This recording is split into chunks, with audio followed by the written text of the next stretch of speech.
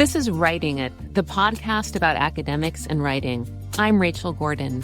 Here we aim to make the process of writing and publishing a bit more transparent and a bit less overwhelming. Through conversations with editors and academics at all stages, from full professors to graduate students, independent scholars, and postdocs, we share stories, lessons, and helpful habits from our writing lives. Welcome. It's really great to be speaking with Claire Sufrin today. Claire is the editor of Sources, a journal of Jewish ideas, and senior editor at the Shalom Hartman Institute of North America. Claire's written work has appeared in a variety of academic and other publications on topics including Martin Buber's writings in the Bible, the intersection of religion and literature, American Judaism, and Jewish feminism. She is the co-editor of the New Jewish Canon, Ideas and Debates, 1980 to 2015, which was a 2021 National Jewish Book Award finalist. And before joining the Hartman Institute, Claire was Associate Professor of Instruction in Jewish Studies and Assistant Director of the Crown Family Center for Jewish and Israel Studies at Northwestern University. So welcome, Claire. I wanted to talk to you about a few things today. One is that not too long ago, the Jewish Telegraphic Agency published a wonderful personal essay you wrote that connected to this current political moment, and listeners will want to check that out. The title was, quote, "My Jewish Family is Proof That Hope is Worth Mustering After Terror Cuts Young Lives Short." And perhaps relatedly, the other thing I was thinking about in having a conversation with you is that a couple of years ago, or maybe it was a little more than that, time is kind of difficult these days, you left your teaching position at Northwestern, where you were professor and assistant director of the Jewish Studies Center, to become an editor at the Shalom Hartman Institute. I guess we could call this leaving the more traditional academic position for the nonprofit world, although I tend to think of Hartman as a very academic organization. So this was obviously a big decision, leaving Northwestern and moving to the Hartman Institute. And I wonder if you could tell us about how you made that decision.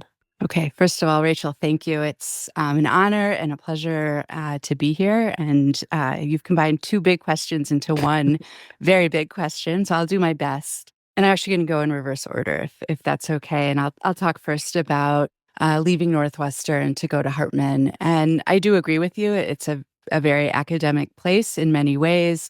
We have a research center where a number of the full-time staff are fellows there, as well as fellows who are, straight out academics working at universities and just giving some time every week to the research center.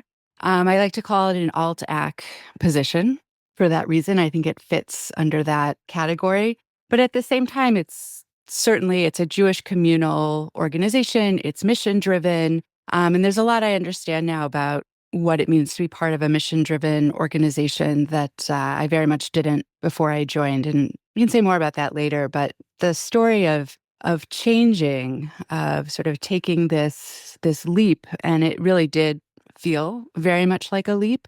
I had been at Northwestern in various capacities. I started as an adjunct and over time became a full-time teaching track faculty member. And I also had this administrative position in the Jewish Studies Center. And I had a wonderful job in a lot of ways. I had a reasonable teaching load, although teaching track jobs often have unreasonable teaching loads, but I had a reasonable teaching load. I had access to some funding to support my research. I enjoyed the administrative work. I enjoyed my students and so on and so forth. But I didn't look forward to going to work every day. And I had heard that that was a thing that could be. You could be happy to go to work every day. You could be looking forward to it. And I wasn't really able to put my finger on what was keeping me from loving my job in a way that would have made me happy to go to work. And as a result, I wasn't looking. I didn't have this idea in my mind, like, if only I could become an editor, then I would be happy. I sort of figured I would stick around in my academic job at least until my kids finished college. I have two sons. That would have been a long, long time. My youngest is 11, and I left 3 years ago. So he was 8. So for the foreseeable future, I expected to stay. And there were a lot of reasons why: financial reasons, stability reasons, etc. But the opportunity to become the editor of Sources and to join Hartman full time kind of fell in my lap and appeared very unexpectedly. And from the moment that it first became a possibility until, I not only got a formal offer, but accepted that offer from start to finish was about 6 weeks. And I went from my first reaction, which was, I'm not going to leave. This is not a time when I would leave, to being ready to leave and being excited about it. There were a lot of steps along the way, but I think this story probably captures it the best in terms of the emotional experience. I had a toothache, a terrible toothache, about 4 weeks into this 6 week period. And I went to the dentist, and you can imagine laying there with my mouth open, and he's like poking around.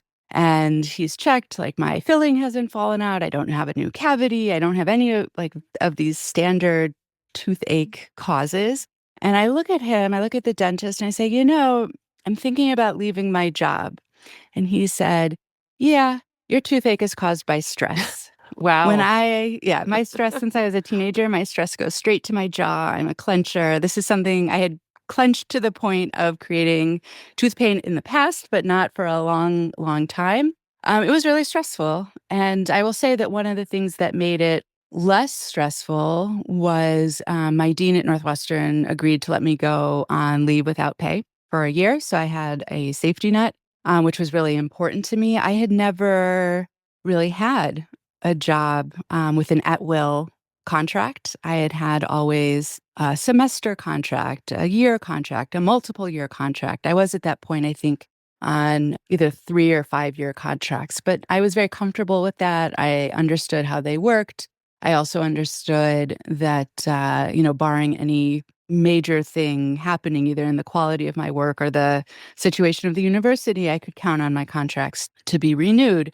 And this idea that all of a sudden I was just working in theory until someone decided that my work wasn't needed or I wasn't needed, I found very, I don't know, well, stressful to reuse the word, but very strange and foreign. And it took me a long time to get used to that. And I think that once I understood that I wasn't actually at risk of being fired on every single day, that that's not what it actually means, and began to relax, I knew pretty quickly into that year that I was going to stay, and that I was ready to work without that safety net. I like to joke that the best thing about leaving academia is that I can teach, and through the Hartman Institute, about, I don't know, 15% of my time is spent teaching. That one of the best parts of leaving academia is I don't have to give anybody grades anymore.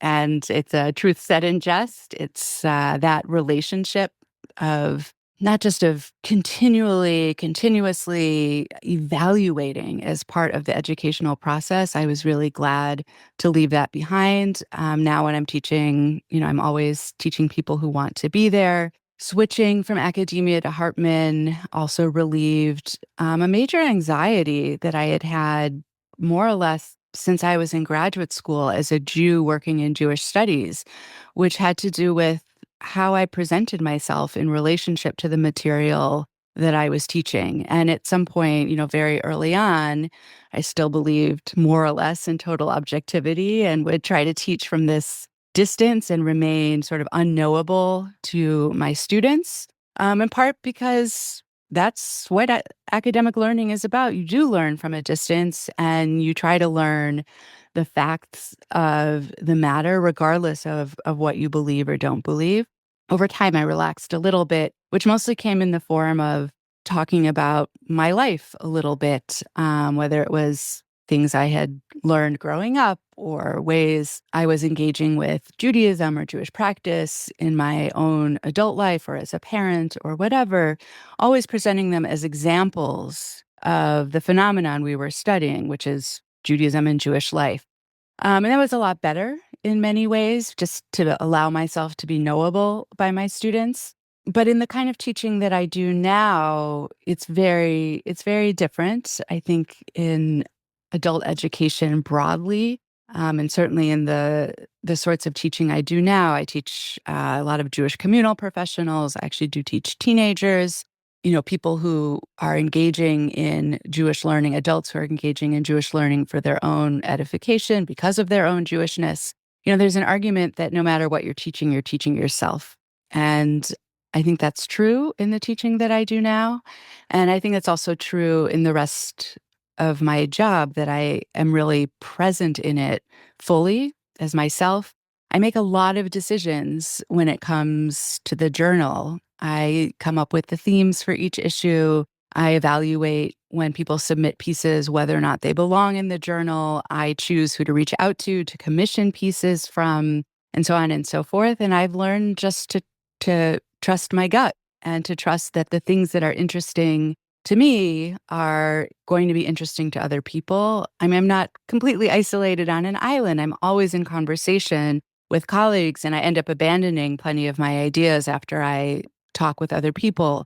But that sense that my opinions about things are worth leaning into and exploring, and that, asking somebody to write a piece simply because my sense is that this is something that matters today to Jews living today. I don't think I felt that freedom, or whatever the equivalent freedom would have been, when I was in academia.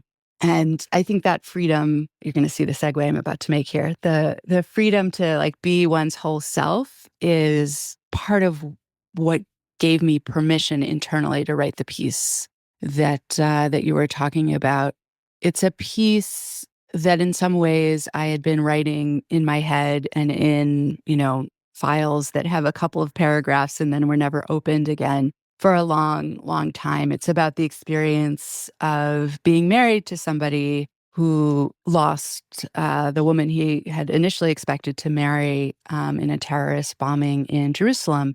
And we've been married a long time. So I've had a lot of time to think about this. And I've also, my understanding of it and my feelings about it have all evolved as our relationship has developed and evolved. And what led me to, I think, both to write it and finish it, and then to actually show it to somebody else, and then to pursue publishing it was a response to a very specific event, which was the murder of the two young Israeli embassy staff people outside the Jewish Museum in Washington, D.C. And they were a couple, and they were on the verge of getting engaged to be married. And there were all of these kind of resonances with my own experience. And also, I was just so aware of how their youth and the portrayal of them as this couple in love was shaping, or not fully shaping, but adding to the perception of this tragedy.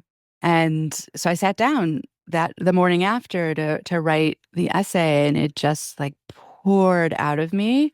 And a lot of writing that just pours out of you and comes from an emotional place isn't good.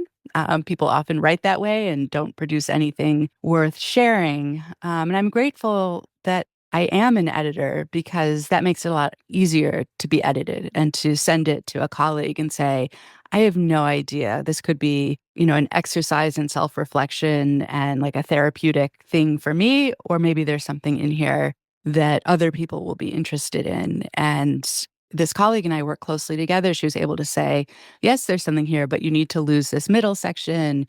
Can you add a new ending? Things like that. And we really worked together in the way that writers and editors really work best to produce good writing. I referred to the piece the other day as viral, and I don't know if it was viral.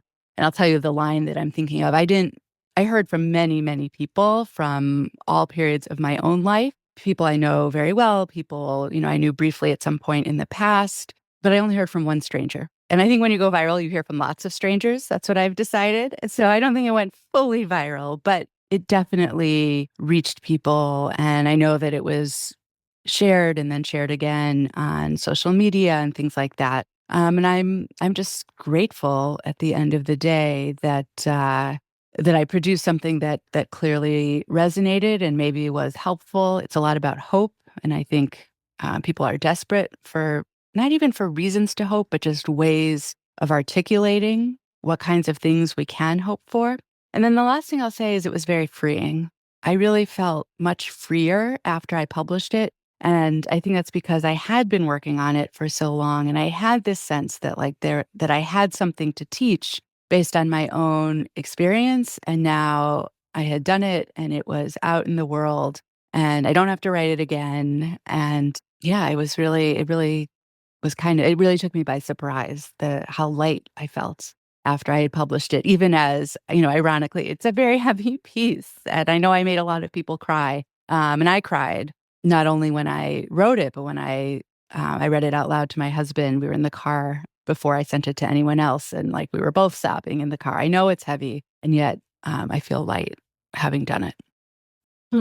Thank you so much for explaining the whole process. And especially, I guess I understood what you meant by feeling lighter at the end, having released it and beautifully said it instead of having it in the file still. I wonder if has that maybe you've been doing this all along anyway, but this process of starting to write something, keeping it on your computer, maybe it's there for years, maybe it's months. Is that your usual process, or has this experience made you think, that really kind of works for me?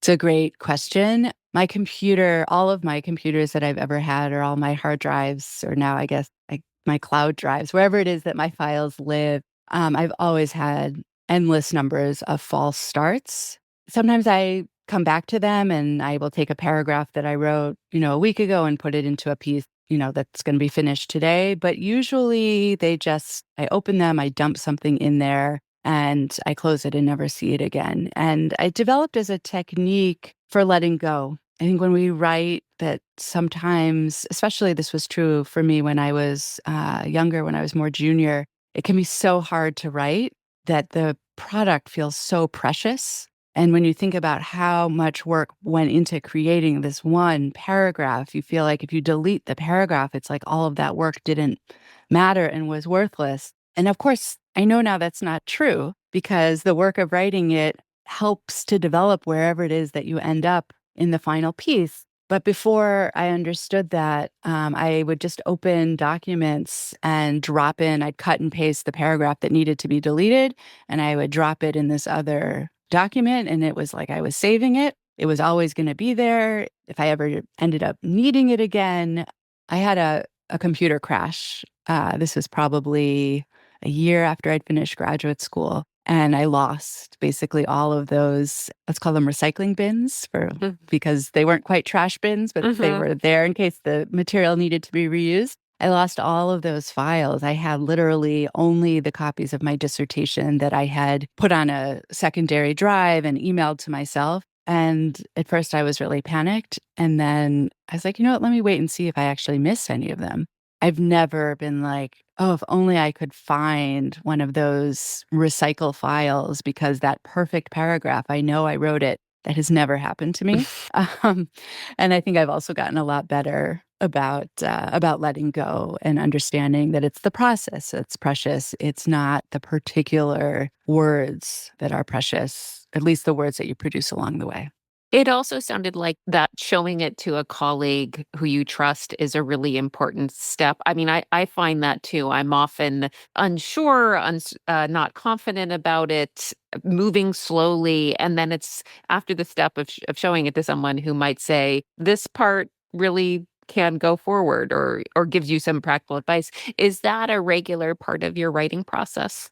Yeah, 100%. I don't actually write all that much these days. I'm trying to write a little bit more, but the things I write regularly are every issue of the journal has an editor's letter from me. I write emails announcing each issue, things sort of like that. But the editor's columns are, I think, probably the most important example for this, because the letter really frames the issue. Every issue has a theme. The letter is the moment where I have to explain what the theme means, why I or we chose it. I have to explain how the pieces are connected one to the other.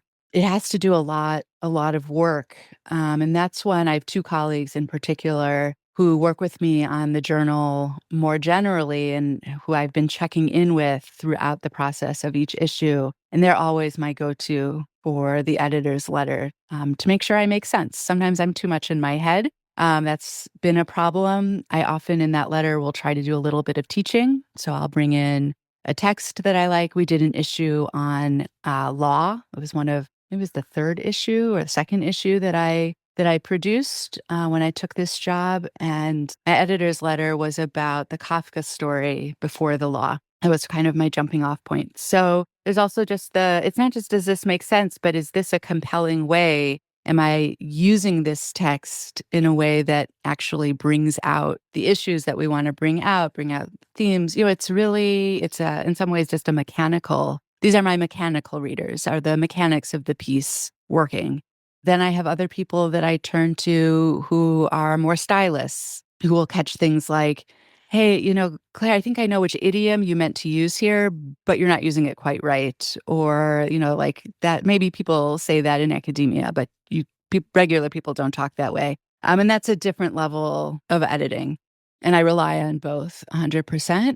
And if I were to turn it into a piece of advice about writing, obviously I'm going to say you have to have several people who you can show your writing to when it's preliminary, when you really aren't sure if it makes sense. But you also then have to be prepared for them to tell you it doesn't make sense. It's not compelling. I think so far I've only scrapped one editor's letter draft completely once. So I've only had it not make sense at all once, which I think is pretty good. But there's always something that needs sharpening or that is not entirely clear. And it's miserable for everybody if the writer isn't ready to hear the kind of harsh feedback that they're ultimately asking for. If you're going to ask for it, and I think you should, and I think it's an important part of the process, you need to be ready to hear it. You need to be ready for the worst. And a good colleague or a good friend or a good editor is going to be able to give it to you in a straightforward way. And yeah, there's room for you need to say, this is what's really working. But you're useless if you can't say, I really didn't understand why you turned to this other subject here. I don't see the connection. Or your reading of this text is really not obvious. The obvious reading is X. You need to deal with that. You can't just pretend it doesn't exist, and so on and so forth. One other thing that you mentioned that stood out to me is it sounds like you said now there is less writing going on in your work, and you are clearly a writer, but how is it for you then? Do you realize I can be a writer and it's happier having less, or how is that? Yeah, so it's happier for me having less writing. And I think that will change. I think it's perhaps even changing a little bit now, but I was really not enjoying writing at the end of my time in academia. And part of it was a feeling of not being sure I had readers, which I think can happen very easily in academia when your focus is so small and you can name on one hand the people who know as much about this topic as you do and therefore will be interested in your teeny tiny little point or contribution that you want to make. And it wasn't enough to really get me motivated. I was also frustrated by the very slow process of academic writing. My last academic article came out a couple of months after I started at Hartman, either a couple of months before, whatever, around that same time. And I had been working on it for 6 years, which I know is very, very slow. I had been working on plenty of other things and had published other things along the way. But yeah, it's really slow. And that also made it hard to motivate. If you know that whatever you're writing might not come out for 5 years, you have to have something I didn't have at that point to get yourself to write today rather than pushing it off until tomorrow. And I had lost it. I didn't have it at that point. And if I were to go back to academia, I don't know if I would have it or not, but it wasn't working for me anymore for sure. And writing had become kind of torturous, and it's getting easier again. That's great to hear. Yeah, I know about the slowness. There was a journal article I was working on this year, I guess, for 9 months. And it was at the point again where I was ready to show someone. My husband is often one of the first people I show it to. And he was sort of like, it doesn't work as is. Yeah. And it was like, I knew he was right. I appreciated his comments about specifically where, and I know I have to sort of put it aside at the moment and come back to it later. But it's just that thing of, this is just going to take forever. It's one of those articles that's Yeah. going to be with me for a while. 100%. And it can be a weight, right? Because now you have this unfinished project that you've already poured a lot of energy and thinking into. And it just, it can follow you around and weigh on you if you're not careful. I think you have to really be strong and, tell it to stay where it belongs, which is, you in control, not the piece in control. But it's hard. Yeah. I'm thinking of listeners who are thinking about this kind of leap you described away from traditional academia. And I wonder what would be your advice for folks who are kind of firmly rooted in academia and thinking about leaving for something that similar to your position. I mean, yours is very overlapping with academia, but Yeah. what would you say? It's a great question. And I'm going to repeat actually a piece of advice that I got when I was in college. Had an internship at a magazine, and I was going into maybe my junior year, and there was another intern who was a year older than me going into senior year, and she seemed not just a year older on the calendar, but much more sophisticated and mature. And I really admired her. And I would love to go back and like watch the video of those times. And I'm sure that I don't know why I looked up to her so much, but I did. And she said basically that you should never say no to an opportunity to hear something, to learn something. Like if there's a talk and you can go, you should go. And if there's a concert and you can afford the tickets and you can go, you should go. And you should just constantly be putting yourself out there because you never know what you're going to learn or who you're going to meet. And I think that was really, really important advice for me because I am a homebody. And even before COVID, I didn't always like leaving the house and, changing out of my pajamas. So I often, when I'm on the fence about something, will just take that, well, who knows what will happen there, or who I will see. So that's one piece of advice. And then the other piece of advice probably falls under the category of networking, but it's a little bit different.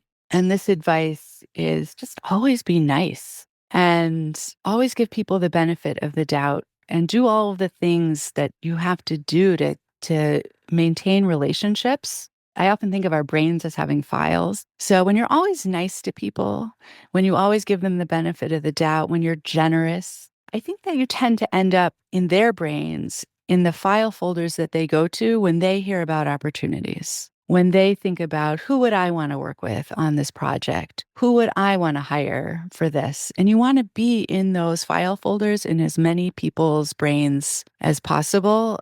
And that really reflects my experience. I could say my experience was really unique. It happened that this opportunity opened and the person doing the hiring was somebody who knew that I liked editing. And it's all very particular to me and this person and how we knew one another and that there was this journal. But at the end of the day, this was somebody, like not a close friend, a colleague. We had worked together for a time, hadn't been in touch for a while. But when we worked together, we had a nice relationship, a nice working relationship. And that helps to explain why I came to mind and why he knew that I was somebody he'd like to work with.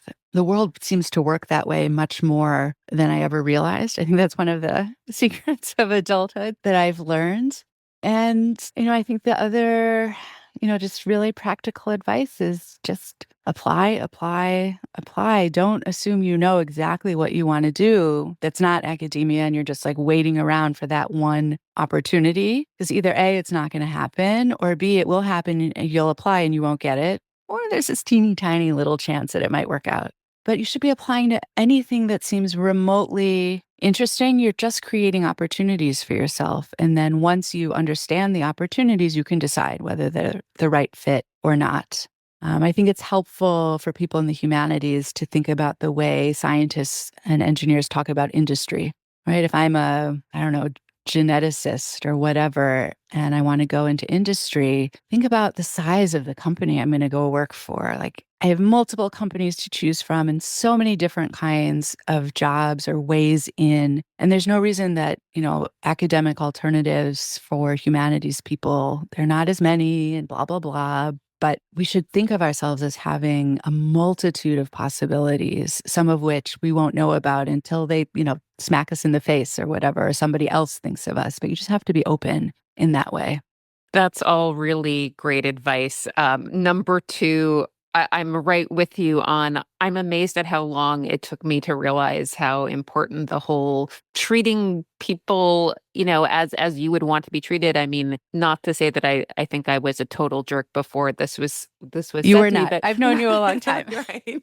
But I remember someone I knew from grad school kind of said this to me casually once. Like he was just saying, yeah, you want to be that kind of person that people are like, yeah, I want to have her around. She's a colleague, a scholar, helpful, generous. And I remember he made it so clear in this way that I should have realized before, but you're right. That is how the world works. And it took me a long time to really realize that.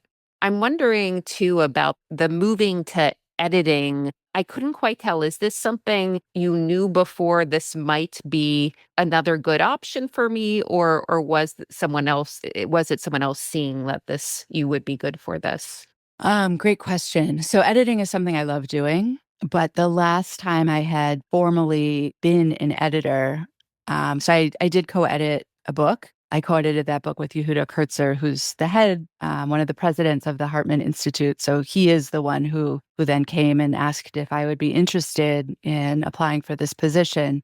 But before that book, the last time I had formally been an editor was in college. I'd been an editor of a student publication. So I really had never thought of it as a professional possibility or as like something I would do for my career. For me, I edited all the time. I was in writing groups and I was the colleague people gave things to. I was constantly trying to teach my students how to write. Sometimes they were happy about that. Sometimes they were like, why are you going on about commas? I thought the point was my ideas. And it's like, yes, but the commas help you make your ideas.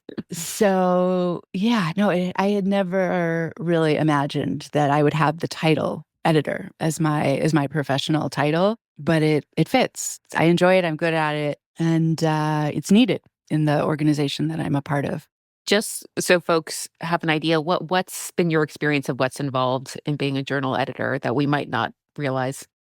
There are two things I'm going to say that make the experience of being an editor of a journal different from being the reader of a journal. Because most people are readers of journals, let's assume, and then some of us are editors. So, as an editor, by the time the issue comes out, I have zero interest in reading it. Like every issue, I get like 20 or 25 copies FedEx to me from the printer. The printer's in Connecticut.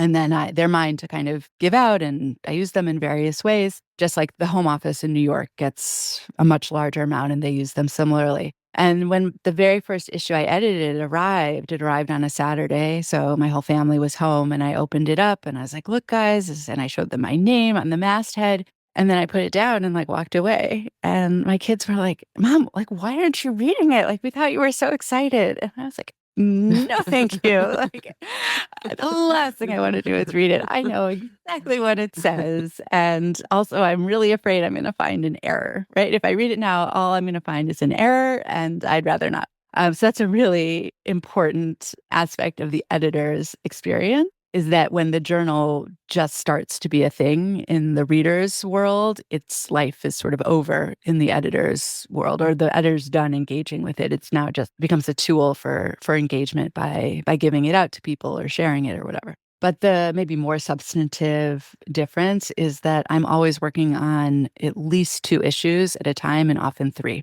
And it can get confusing. I mean, not right now is a moment where I'm working on 3. So the summer issue is going to go to press early next week. So I'm working on proofs, sending them out to authors, bringing them back, compiling them, sending them to the designer. That's the summer issue. I'm going to start editing articles we do a combined fall winter issue. So things are going to start coming in about, I don't know, 2 weeks. I actually edited an outline of an article for one of my writers last week. So I already have assigned most of those pieces, and I'm starting to get a little frantic because I need to figure out like 1 or 2 more pieces. And yesterday I had my first meeting with somebody who's going to write for the spring 2026 issue. So like this week is a perfect week for capturing that experience of I always need to be keeping an eye on like all the pots on the stove, because if I forget to plan for the spring issue now, I'm going to get to, I'll finish the fall winter issue and I'll be like, okay, on to the next. And there will be nothing to edit. And from the time I assign a Yeah. first piece until an issue comes out, it can be 9 months.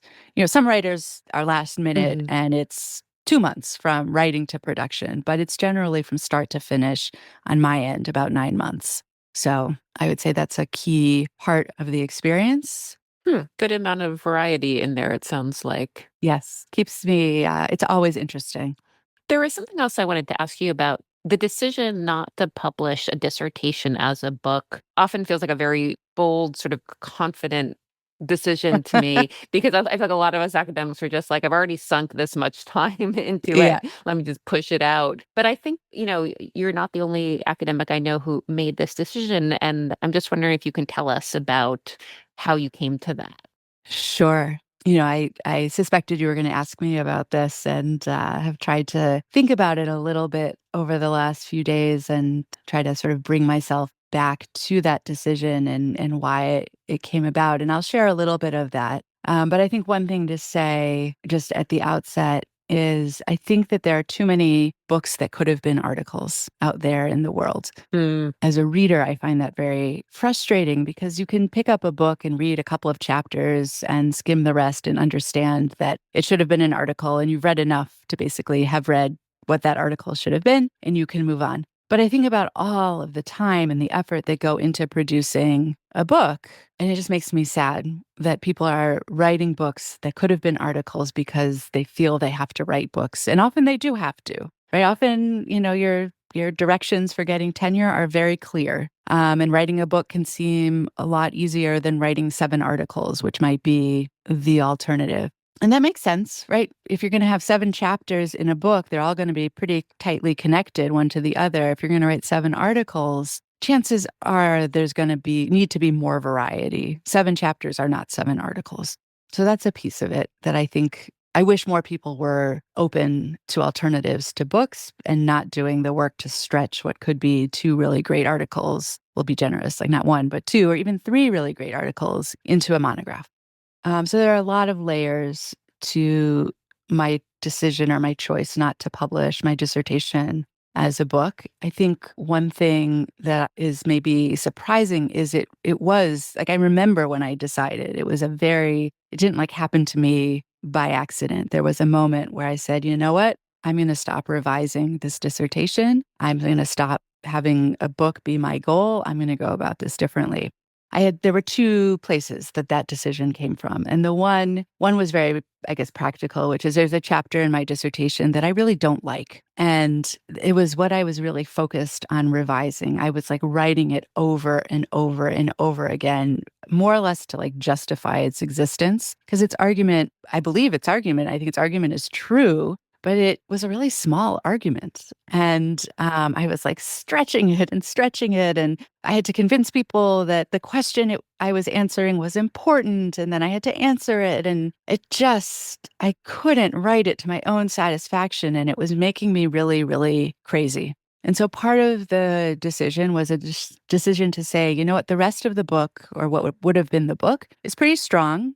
And I'm going to take the strongest pieces and publish them alone. And I'm just going to abandon this chapter if it's a book, this chapter needs to be there, but this chapter doesn't have enough of a reason to exist on its own. And I've given it enough time and enough energy, and I'm just sick of it and I'm done.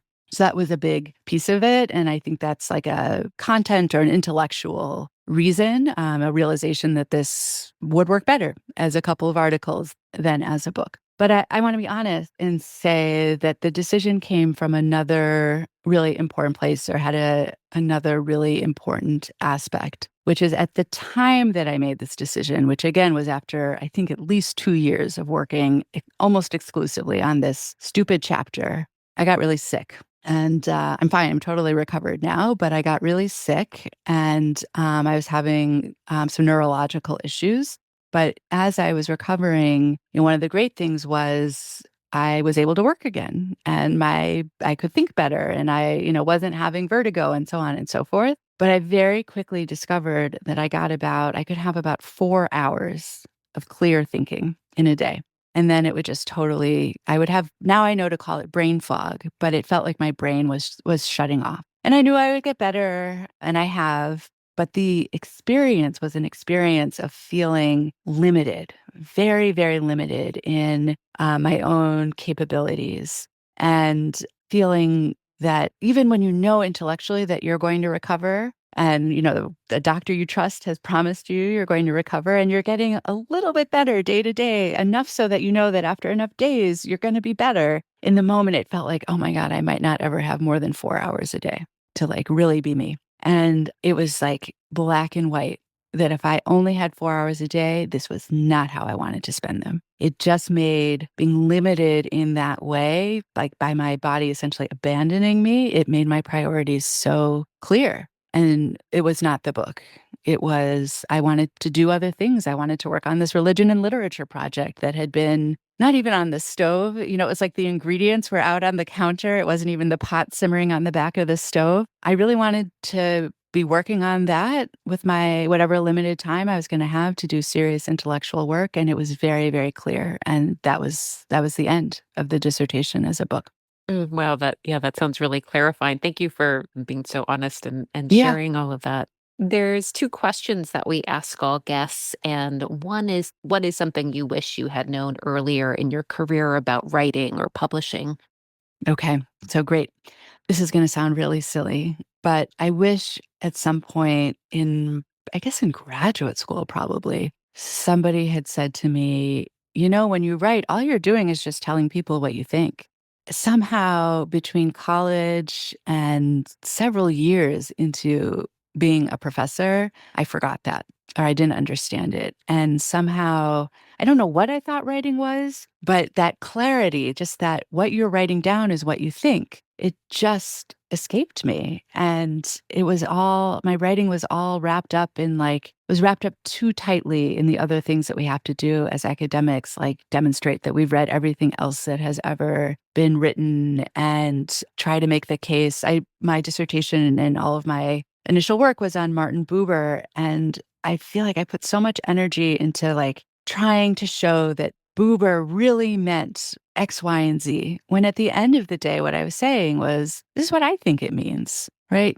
I don't know whether or not Buber is aware of the connections that I see between his early work and his late work. He may have been, he may not have been, but I think those connections matter, or those lacks of, I think that these particular shifts matter and help us to understand what he cared about or what people at the time cared about, maybe even what we should care about. That's really what my writing needed to be about. And I just got really stuck because I forgot that for a long time. I just had the wrong frame. So that's, I think, the most important thing. And then I also, I'm from the very, very end of a certain era in academic humanities training, which is the era where advisors told their advisees, wait to publish. Hmm. Wait until you're sure you know what you want to argue. Don't put your ideas out before they're not ready. I say I'm at the end of an era because everyone I know who's slightly more junior than me, I graduated in '08 with my PhD. So, people who I know graduated in '09 or whatever, they were told to publish earlier and they all published while they were in graduate school or tried to. The reason I wish I had been given the other advice is twofold. And one is that I think that the peer review process is so important. It's important for vetting research and making sure only good research gets published, but it's also such an important way to get feedback on your ideas.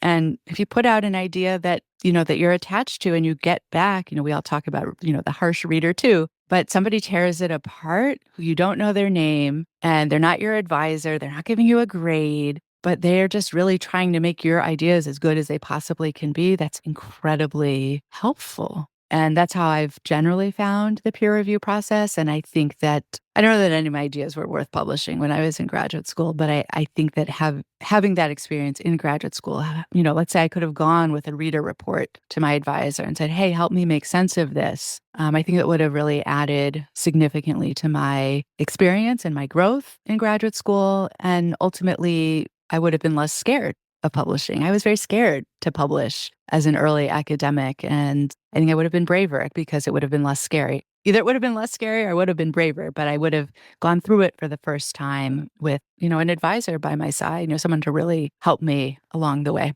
That's great advice. And our other question is if there is a writing practice or habit that has been working for you.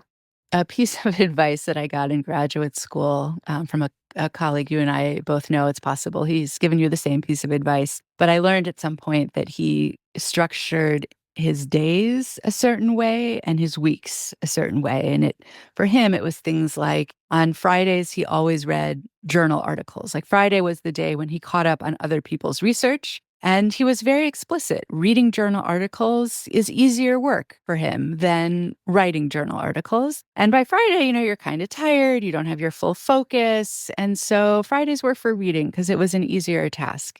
And when it came to structuring each day, he did the same thing. He did the harder work in the morning and the easier work in the afternoon. I think for him, it was he wrote in the morning and he taught always in the afternoon. And, at the time I was like, oh, that's so interesting. So-and-so is so quirky, but it clearly stuck with me. And I'm never going to be that type A. I'm not, if you could see my desk right now, like I'm not an organized person. I'm not disciplined enough, but I have learned that I have to write in the morning, and I have to write in the morning after I've had my first cup of coffee, because that burst of the caffeine, I sound like a drug addict, and I suppose to some degree I am, but I get a certain clarity. I don't have it when I first wake up the way I think morning people do, which I am not, but I have a clarity that comes in the morning that I lose by the afternoon. And that's, I think, related also to that experience of having only 4 hours. Now I have 4 hours when I'm really at my clearest and the most able to write. And then in the afternoons, I can still totally work. And I can write even, but it's much harder. It just doesn't work as well. And I'm pretty strict about that in 2 ways. One, I will choose, I need to write my editor's letter yesterday, basically. So I know, I have a bit, it started. I know tomorrow morning I'm going to do that before I do anything else. But it also goes the other way. When we get off this call, right now it's 3:30 in the afternoon here in Chicago. I'm not going to try to write. I have plenty of other tasks. And yeah, the editor's letter, it's really important. It has to get done, but it's just not a good use of my afternoon time. So that little bit of habit of being honest about when my brain works best, I would recommend to anyone and everyone. Yeah, I'm the same way. And I don't understand how people don't have coffee or whatever the caffeine fix. It's true. It's true. My parents didn't drink coffee when I was growing up, and then they discovered it when their kids started drinking coffee. And I remember my dad saying, if I had understood that what people like about coffee is that it peps you up. I was like, how did you not? Right. It's not a big secret. Right. And it's also delicious. Let's be clear. Yeah. So, well, thank you so much, Claire. You've been so helpful and generous. And I really appreciate your sharing all of this with us. Thank you, Rachel. It's truly a delight. And I'm so glad that you produce this podcast and preserve all these writers thinking about writing. It's endlessly fascinating and helpful to have it in the world. Thank you. Thanks for listening to Writing It, the podcast about academics and writing, sponsored by the Center for Jewish Studies at the University of Florida. Visit our podcast description to find out how to contact us and send us your questions about academic writing and publishing. Follow us on social media at Writing It Pod and subscribe to us so you never miss an episode.